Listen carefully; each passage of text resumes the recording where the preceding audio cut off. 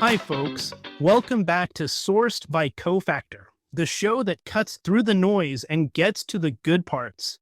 I'm Ed Dodd, and it's great to have you with me. We have a quick one for you today, looking into a largely invisible gap in electronics manufacturing. It's that gap between a factory receiving parts and actually building them into a product. Think about it like buying groceries. Just because the ingredients are sitting in your fridge, what we'll call your accepted inventory, doesn't mean they're chopped, seasoned, and ready for the frying pan. In electronics manufacturing, accepted inventory is almost never assembly-ready inventory.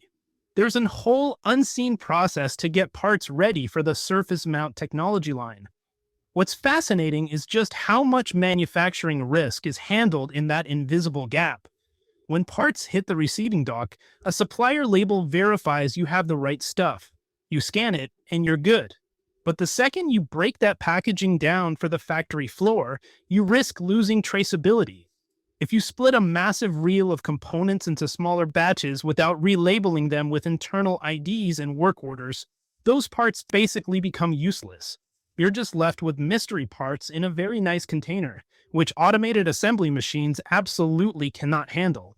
They need very specific presentation formats. The right tape geometry, the reel diameter, the orientation, everything has to be perfect.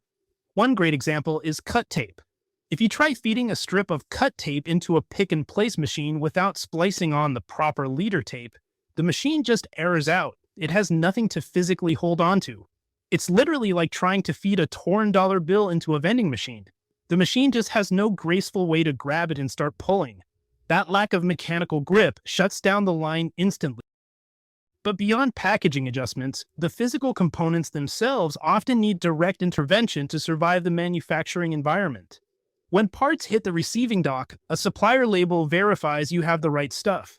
You scan it, and you're good. But the second you break that packaging down for the factory floor, you risk losing traceability.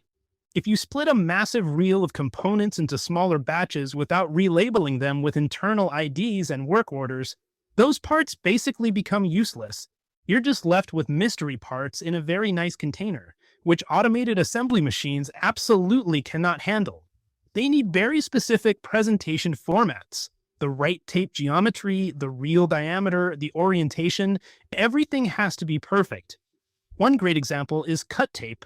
If you try feeding a strip of cut tape into a pick-and-place machine without splicing on the proper leader tape, the machine just errors out. It has nothing to physically hold on to. It's literally like trying to feed a torn dollar bill into a vending machine. The machine just has no graceful way to grab it and start pulling.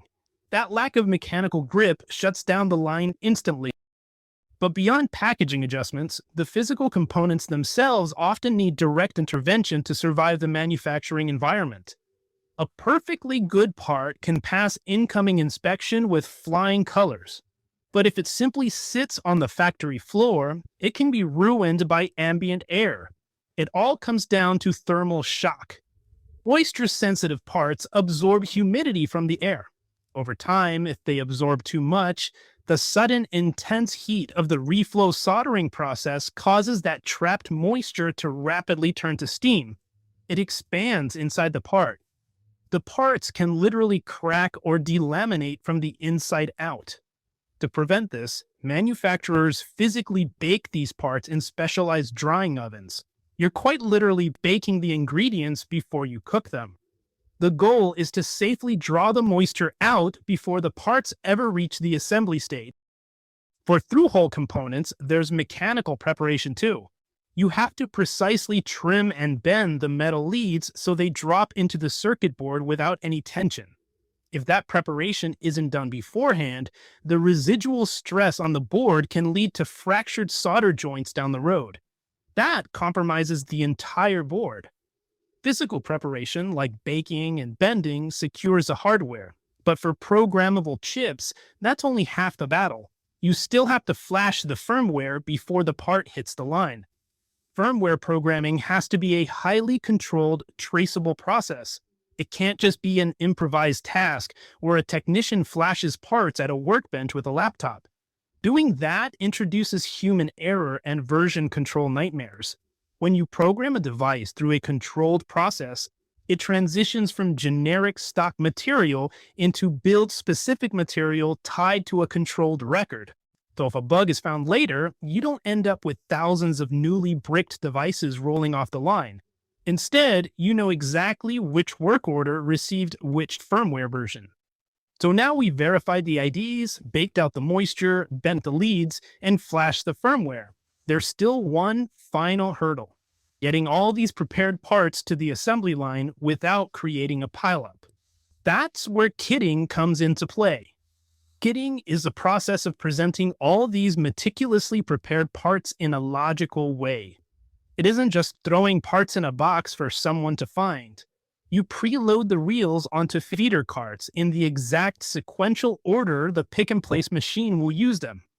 It turns a chaotic scavenger hunt into a literal plug-and-play cart. A loose pile of reels practically guarantees that an operator will load a part into the wrong slot, and the wrong part in the wrong slot means a failed board. So remember the golden rule from today's episode: accepted inventory is not assembly-ready inventory. Proper component preparation is the quiet reason your products actually work right out of the box.